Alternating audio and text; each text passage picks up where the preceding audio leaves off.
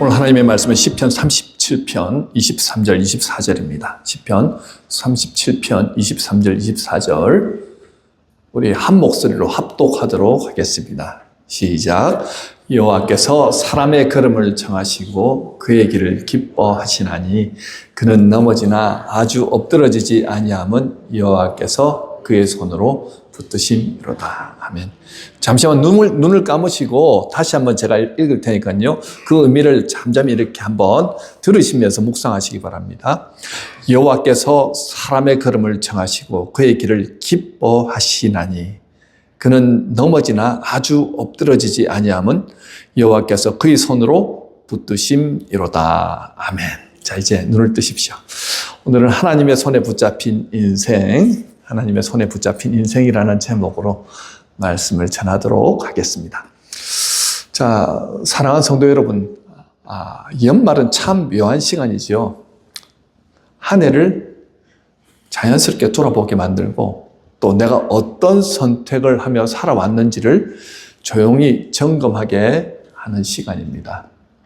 여러분도 2025년을 시작하실 때 각자 마음에 품었던 다짐들이 있으셨을 겁니다.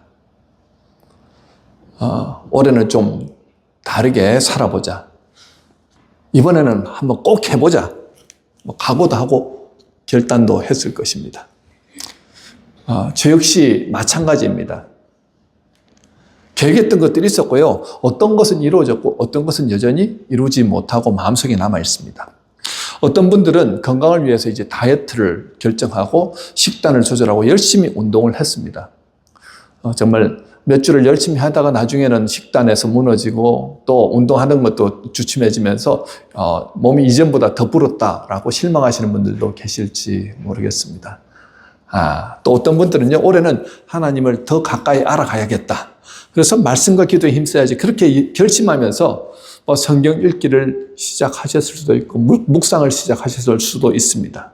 끝까지 완주하신 분들도 계시겠지만, 중간에 또 멈춘 분들도 계실지 모르겠습니다. 자, 이처럼 한 해를 정리하다 보면요, 후회가 자꾸 떠오르는 것 같죠. 그때, 내가 그런 말 하지 말걸. 그 선택만은 하지 않았으면 좋았을 건데.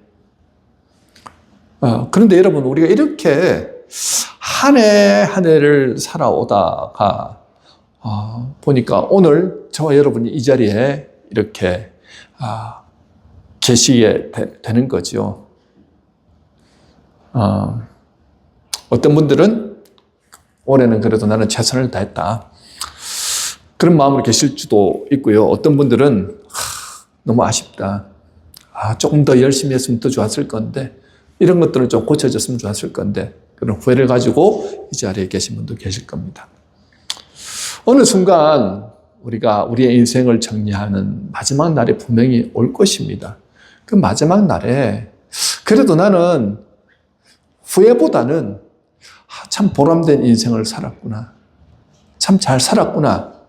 하는 그런 고백을 할 수 있었으면 좋겠어요.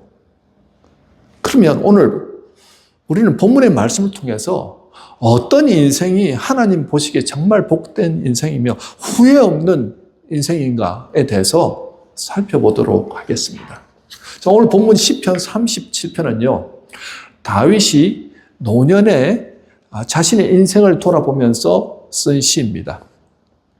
삶을 충분히 살아본 사람이 뒤늦게 깨달은 인생의 지혜가 오늘 본문에 쓰여져 있습니다. 다윗은 말하지요. 인생을 짧게 보면 악한 사람들이 잘 되는 것처럼 보이고 바르게 살려고 애쓰는 사람들이 손해보는 것처럼 보이지만 인생을 길게 보면 악인의 끝은 멸망이고 하나님을 의지하는 자의 길은 결국 복된다. 는 것이 오늘 37편의 내용입니다. 그러면서 다윗은 이렇게 고백하지요. 오늘 본문 23절에 여호와께서 사람의 걸음을 정하시고 그의 길을 기뻐하시나니. 자, 여기서 말하는 사람은 누구일까요? 모든 사람이 다 여기에 해당될까요? 그건 아닌 것 같죠. 본문에서 말하는 사람은요, 하나님을 의지하는 사람, 하나님의 뜻에 맞게 사는 사람입니다. 성경은 이런 사람을 의인이라고 말하죠. 구약에서 말하는 의인은요, 전혀 죄가 없는 완벽한 사람이 아닙니다. 하나님을 신뢰하며 언약 안에 머무는 사람이지요. 다윗이 바로 그런 사람이었습니다. 그래서 범죄하였지 않습니까? 하나님 앞에 도무지 나갈 수 없는 사람이었지만 회개하고 하나님 앞에 정말 하나님을 의지하면서 하나님의 긍휼을 바라보면서 끝까지 하나님을 바라보면서 나가지요. 하나님을 신뢰하는 삶을 끝까지 살아가더라는 것입니다. 그래서 본문에서 말하는 그 사람은 하나님을 의지하는 언약 백성을 의미합니다. 그렇다면 신약에서는 누가 그 사람일까요? 누가 의인입니까? 예수 그리스도를 믿음으로 의롭다 칭함을 받은 사람, 그 사람이 의인이죠. 로마서 4장 3절 이렇게 말하지 않습니까?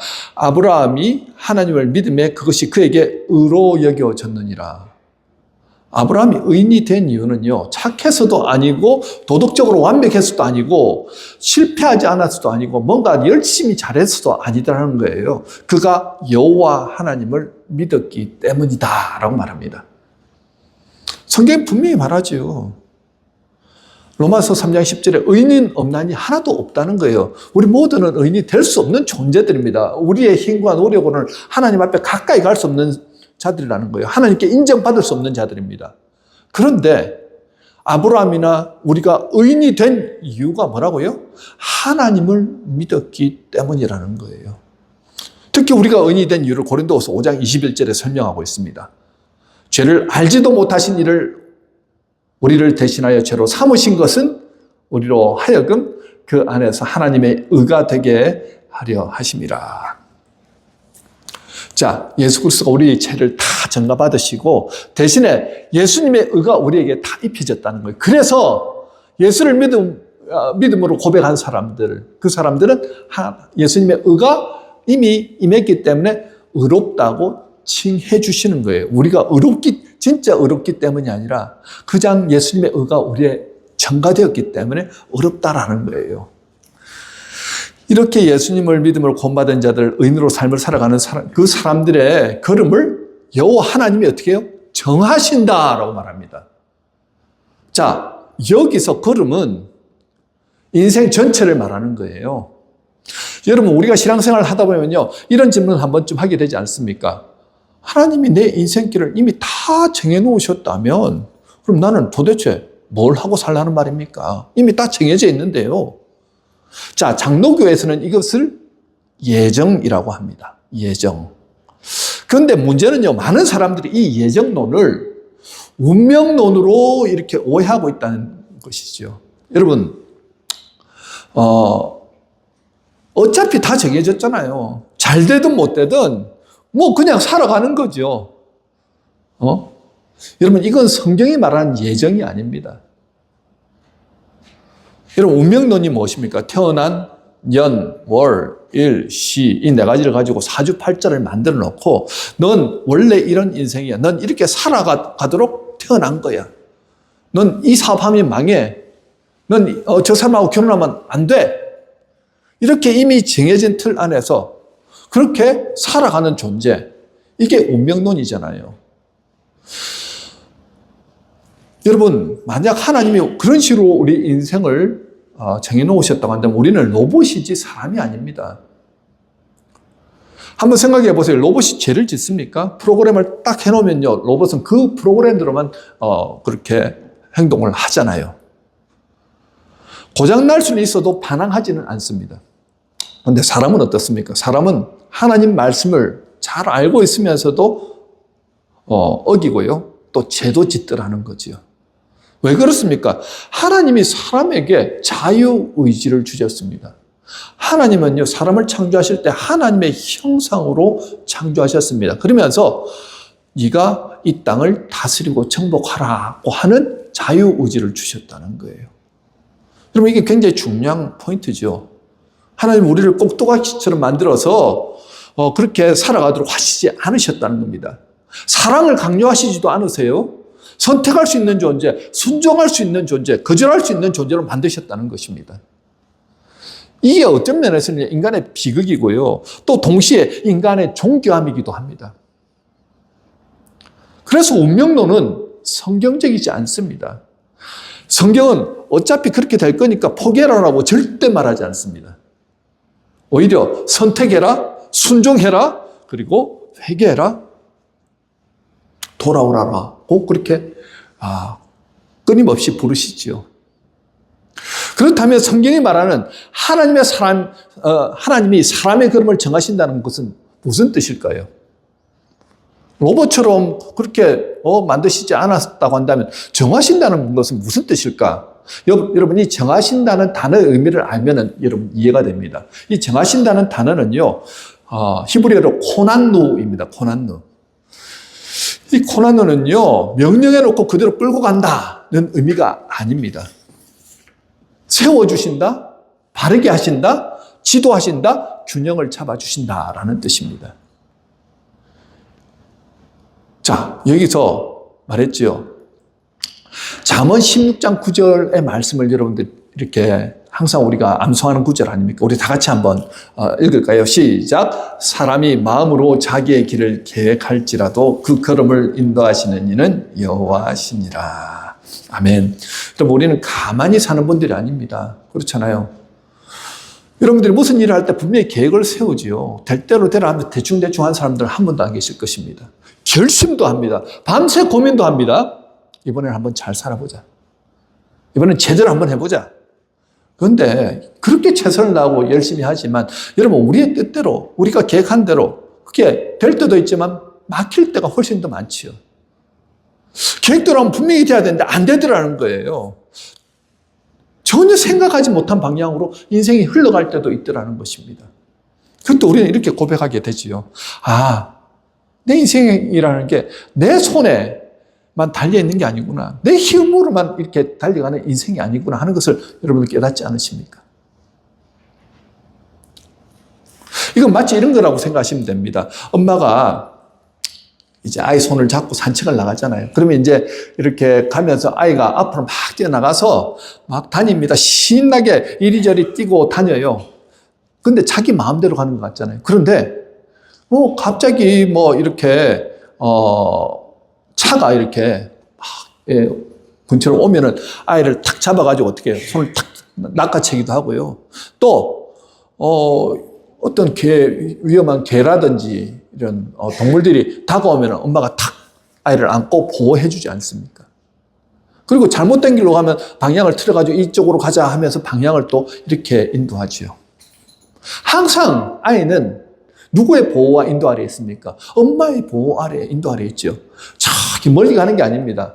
항상 지금 거리에서 아이와 함께 엄마는 따라가더라는 거죠. 그리고 결국은요, 안전하게 집으로 돌아오지 않습니까?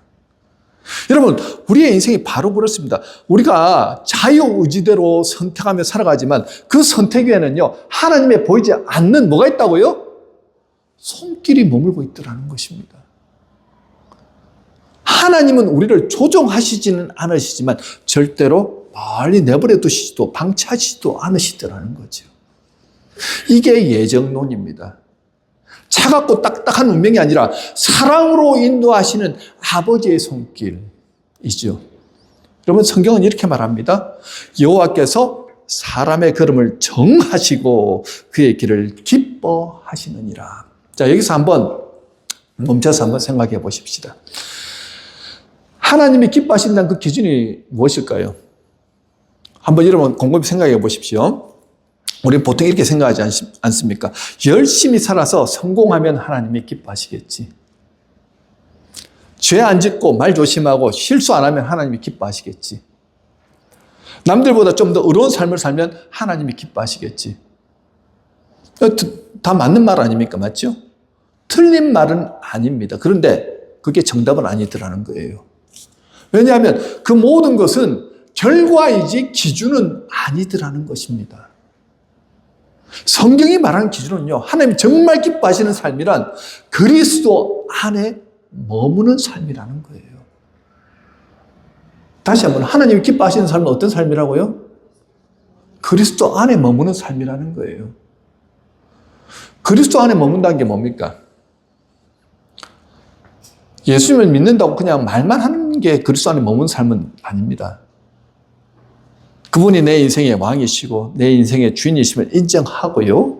그분과 함께 동행하며 사는 삶을 그리스도 안에 머문다라고 그렇게 말하는 거예요. 여러분 솔직하게 한번 우리가 우리 자신들 바라보았으면 좋겠어요. 예수님을 주님이라고 고백하면 주님이란 뜻이 무엇입니까? 주인이란 뜻이지요. 주인. 예수님이 주인이면 우리는 뭐가 되겠죠? 예수님이 주인이면 나는 종이 되겠지요. 여러분 이 가운데서 종 되고 싶은 분들 계십니까? 종 다들 싫잖아요. 종이라는 말 자체가 너무 불편합니다. 자유롭지도 못할 것 같고 얽매일 것 같고 뭐 이건 해라 저건 하지 마라 이 명령만 들을 것 같지 않습니까? 억지로 끌려가야 되잖아요. 그러다 보니까 이런 생각이 듭니다. 하나님이 자유를 주셨는데 근데 왜 주님 가까이 가면 이렇게 마음이 불편하지요? 왜 죄책감은 더 커지고 마음은 더 조여오는 것 같지요? 여러분 만약 주님과의 관계가 그저 주인과 종의 관계로만 머물러 있다고 한다면 그건 정말 불편할 수밖에 없습니다. 형식적이고 의무적이고 종교적인 신앙생활을 할 수밖에 없다는 거예요. 그런 관계는요, 구원받았을지는 모르지만 정말 좋은 관계, 친밀한 관계라고는 말할 수 없습니다. 반대로 주님과 좋은 관계를 맺고 있는 분들이 있는데 어떤 분들인 줄 아십니까? 여러분들 어머님이나 아버님과 굉장히 친구처럼 친한 분들이 계세요. 엄마에게 가면은요, 항상 뭐 이런 일, 저런 일을 막 자질구레한 것까지 다 얘기를 하는 거예요. 자기가 힘들었던 거, 기뻤던 거, 그리고 누군가의 관계 안에서 어려웠던 것까지도 엄마하고 막 얘기를 나눕니다. 엄마한테만 가면 이상히 마음이 편해져요. 좋아요. 자, 근데 어떤 분은요, 어머니나 아버지의 옆에만 가면 분명히 나를 낳아주신 부모님이기 때문에 사랑은 하는데 한 5분 앉아있으면 할 말이 없어요. 어색해져요. 가까이서 무슨 말하기가 불편해져요. 혹시나 그런 분들 계십니까? 사랑은 하는데 친밀한 관계는 아니더라는 겁니다. 그러니까 뭐 부모님께 이런 말 저런 말 할 수가 없겠지요.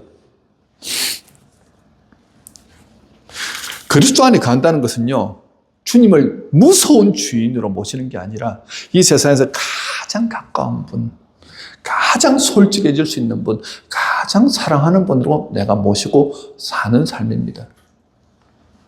그렇게 살아가는 사람은 예수님의 마음을 알게 됩니다. 아, 이건 주님이 기뻐하시겠구나. 아, 이건 주님이 참 마음 아파하시겠구나. 그래서 여러분 억지로 하지 말라고 하니까 억지로 안 하는 그런 억지의 순종이 아니라 주님의 마음을 알다 보니까 어떻게 해요? 기쁘게 자발적으로 순종하게 되더라는 거죠. 여러분 하나님은 그런 사람의 길을 기뻐하신다는 거예요. 완벽해서가 아니라 실수 안 해서가 아니라 성공해서가 아니라는 것입니다. 그리스도 안에 거하며 그분과의 관계 속에서 살아가기 때문이더라는 거죠. 그게 하나님이 가장 기뻐하시는 삶이라는 것입니다. 여러분, 결과는 하나님의 심판대, 이제 우리가 이 육신의 장막을 먹고 하나님 나라에 갔을 때 결과는 하나님께서 상급으로 보상하실 것입니다. 근데 오늘 살아가는 이 삶의 과정이 중요하다는 거예요. 예수님과 함께하는 삶을 살아갈 때 하나님의 기쁨이 내 안에서 흘러넘치고 그 하나님의 기쁨이 어떻게 해요? 나를 통해서 하나님의 나라와 하나님의 뜻을 이루는 삶을 살게 하시더라는 것입니다. 자, 그런데 여러분, 오늘 본문 24절에 이런 말씀이 나오지 않습니까? 그는 넘어지나 아주 엎드러지지 아니하면 여호와께서 그의 손으로 붙드심이로다. 자, 여러분, 이 말씀이 얼마나 큰 위로가 되는지 모릅니다. 왜냐하면 예수 믿는 우리도 넘어지기 때문이죠. 믿음이 없어서 넘어지는 게 아닙니다. 연약해서 넘어지는 게 아니죠. 악한 마귀의 유혹 앞에서 이렇게 무너질 때도 있고 품지 말아야 할 마음을 품어서 이렇게 넘어질 때도 있고 하지 말아야 할 말을 하면서 넘어질 때도 있더라는 것입니다. 그러면서 후회하죠. 왜 또 그랬을까? 나는 왜 이 모양일까? 자신에게 실망하고 또 죄책감에 빠지고 심지어 낙심에 빠질 때도 있더라는 것입니다. 또 어떤 때는요. 오랫동안 기도했는데도 응답이 없을 때가 있습니다. 열심히 봉사하고 헌신했는데 눈에 보이는 열매가 없고 알아주는 사람도 없을 때 마음이 꺾일 때가 있죠. 여러분, 그때 우리는 넘어집니다. 성경은 그 사실을 부정하지 않습니다. 의인도 넘어집니다. 그런데 성경은 분명히 말합니다. 아주 엎드러지지는 않는다. 왜냐하면요, 우리가 붙잡고 있어서가 아니라 여호와께서 그의 손으로 우리를 붙들고 계시기 때문이다 라고 말씀하시는 거예요. 여러분, 우리가 다시 일어설 수 있는 이유는 우리가 의지가 강해서가 아닙니다. 신앙 연수가 길어서도 아닙니다. 하나님께서 손을 놓지 않고 계시기 때문이에요. 우리를 붙들고 계시기 때문입니다. 성경을 보면요, 하나님께서 붙들어 주신 사람들의 그 이야기가 참 많이 나오지요. 야고보 한번 보십시오. 야고보. 형 에서를 피해서 도망하듯 그렇게 아버지의 집을 떠나서 하란으로 가던 길, 그때 얼마나 두려움과 외로움 속에서 홀로 밤을 지냈습니까? 그때 하나님께서 짜잔하고 나타나셔서 그렇게 말씀하시지요. 창세기 28장 15절입니다. 우리 함께 읽을까요? 시작. 내가 너와 함께 있어 네가 어디로 가든지 너를 지키며 너를 이끌어 이 땅으로 돌아오게 할지라. 내가 내게 허락한 것을 다 이루기까지 너를 떠나지 아니하리라. 여러분, 야곱이 강해서 이 약속 받은 게 아닙니다. 야곱이 믿음이 좋아서 이 약속 받은 게 아니라는 거예요. 두려워 떨고 있을 때 하나님께서 먼저 손을 내미시더라는 거지요. 여러분, 우리가 신앙생활을 하다 보면 이런 생각이 들 때가 있지 않습니까? 하나님이 나를 외면하시는 건 아닐까? 하나님이 나를 잊으신 건 아닐까? 하나님이 나를 버리신 건 아닐까?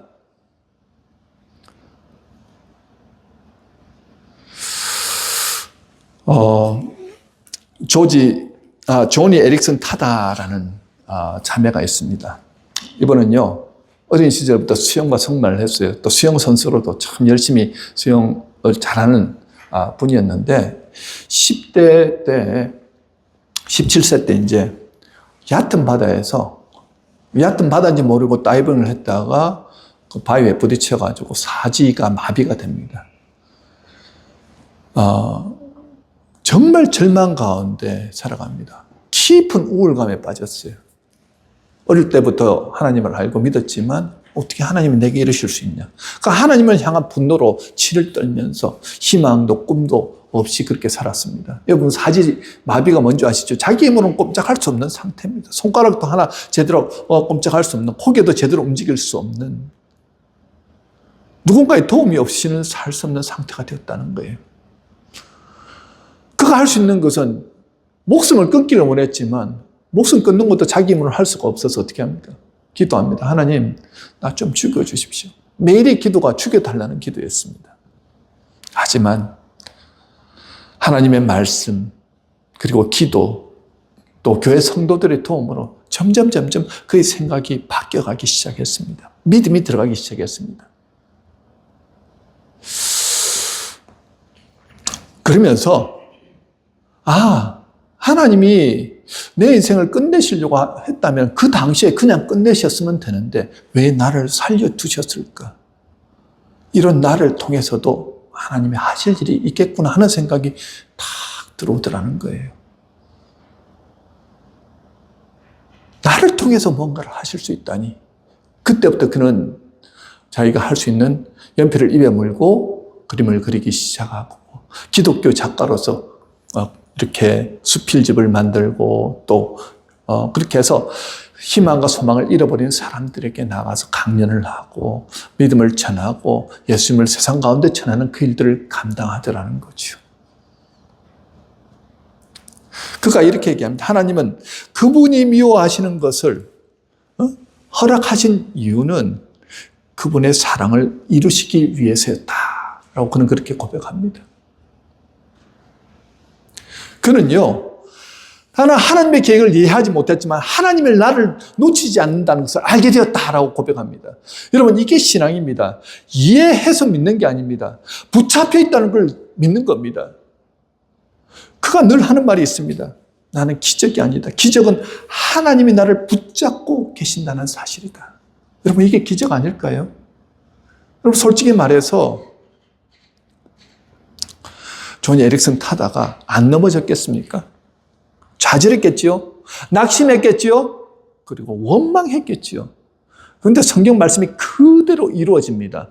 그는 넘어지나 아주 엎드러지지 아니하면 여호와께서 그의 손으로 붙드심이로다. 아멘.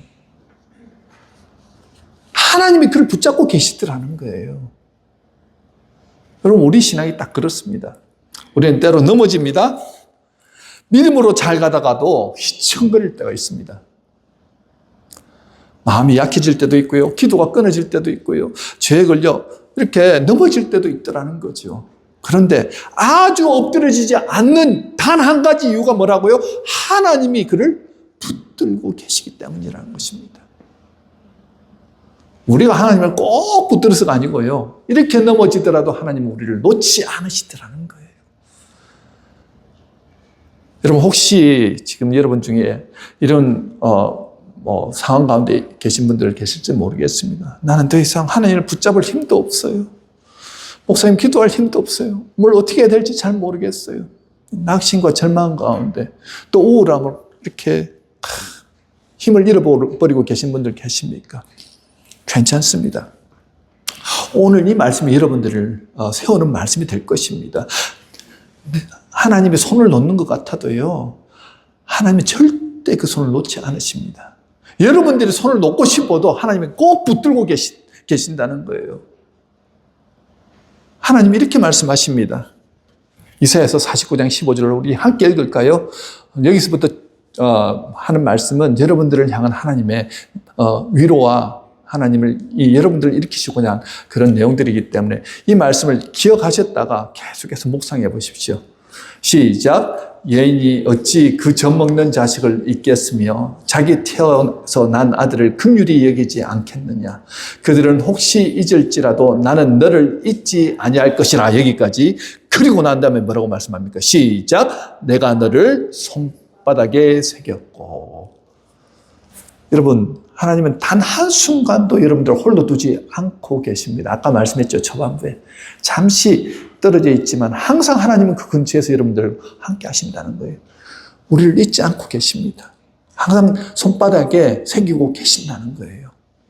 이스라엘 백성들이 죄로 인해서 포로로 끌려갔다가 다 망했다고 생각했던 그때 다시 70년 후에 이렇게 바벨론에서 예루살렘으로 돌려보내시잖아요. 그때 그들이 예루살렘에 돌아오면서 성전을 올라가면서 불렀던 시편이 121편입니다. 4절부터 6절까지의 말씀 우리 함께 읽겠습니다. 시작. 이스라엘을 지키시는 이는 졸지도 아니하시고 주무시지도 아니하시리로다. 여호와는 너를 지키시는 이시라. 여호와께서 내 오른쪽에서 내 그늘이 되시나니 낮의 해가 너를 상하게 하지 아니하며 밤의 달도 너를 해치지 아니하리로다. 어떤 사람을 상하게 하지도 않고요, 해치지 않는다고요? 하나님의 품 안에 있는 사람, 하나님의 백성들, 예수를 믿음으로 나는 구원받았습니다, 나는 주님의 사람입니다 하고 여러분 확신하며 살아가는 사람들 절대 주님이 내버려 두시지 않습니다. 다시 붙들고 일으켜 세워주신다는 거죠. 잠언 24장 16절 우리 함께 읽을까요? 시작. 대저 의인은 7번 넘어질지라도 다시 일어나려니와. 여러분, 우리가 넘어져서 일어날 수 없는 것 같지만 매번 일어나는 이유는 누가 우리를 붙들고 이렇게 세워주신다고요? 여호와 하나님이 이렇게 세워주신다는 거예요. 시편 37편 28절 같이 읽습니다. 시작. 여호와께서 정의를 사랑하시고 그의 성도를 버리지 아니하심이로다. 그들은 영원히 보호를 받으나. 아멘. 영원히 우리를 보호하신다는 거예요. 여기서 성도는 누굽니까? 살아계신 하나님의 손에 붙잡힌 사람, 저와 여러분들 아닙니까? 넘어질 수는 있어도 완전히 무너지지는 않는다는 거예요. 왜요? 주님이 붙들고 이렇게 세워주시니까. 그러면서 다윗은 이렇게 고백합니다. 시편 23편 4절 읽습니다. 시작. 내가 사망의 음침한 골짜기로 다닐지라도 해를 두려워하지 않을 것은 주께서 나와 함께 하심이라. 주의 지팡이와 막대기가 나를 안위하시나이다. 다윗처럼 수많은 고통, 죽음의 위기를 건너간 사람이 아마 이 가운데는 한 분도 안 계실 겁니다. 맞지요? 참 고통스러운 삶이었는데 어떻게 해요? 하나님이 그를 붙들어 주시더라는 거예요. 주의 지팡이와 막대기가 안위하신다는 거예요. 보호하시고 위로하시고 지키시고 인도하시더라는 거예요. 다윗의 하나님이 저와 여러분의 하나님입니다. 믿으십니까? 예레미야가 3장 33절 마지막으로 읽겠습니다. 시작. 주께서 인생으로 고생하게 하시며 근심하게 하심은 본심이 아니시로다. 우리 고난이 있습니다. 넘어질 때도 있습니다. 근데 이걸 통해 가지고 우리를 어떻게 해요? 하나님의 사람으로 만들어 가십니다. 하나님의 뜻을 이루어 가십니다. 우리를 통해서 하나님의 나라가 임하도록 하기 위해서 때로는 고난도 주시고 어려움도 주시더라는 거예요. 그런데 결국은 어떻게 됩니까? 우리 안에 하나님의 나라가 임하고 우리 때문에 하나님의 뜻이 이루어지는 놀라운 역사를 이루시더라는 거죠. 여러분, 올 한 해도 하나님께서 우리를 붙잡아 주셨습니다. 믿으십니까? 우리는 넘어졌고 낙심했고 포기하고 싶었던 순간도 있었지만 주님의 손이 우리를 붙들어 주셔서 오늘 여기까지 온 것입니다. 오늘 2025년 마지막 주일입니다. 이 한 해가 쉽지는 않았지만요, 돌이켜보면 모든 것이 하나님의 은혜 아닙니까? 그러므로 사랑하는 성도 여러분, 결코 주님의 손 놓지 마시고요. 주님이 나를 붙들고 안위하고 계시다는 분명한 믿음으로 다시 일어나십시다. 그리고 다가온 새해는 전능하신 하나님의 손을 꼭 붙드시고 하나님과 동행하심으로 승리하시는 저와 여러분 되시길 주님의 이름으로 축원합니다. 아멘.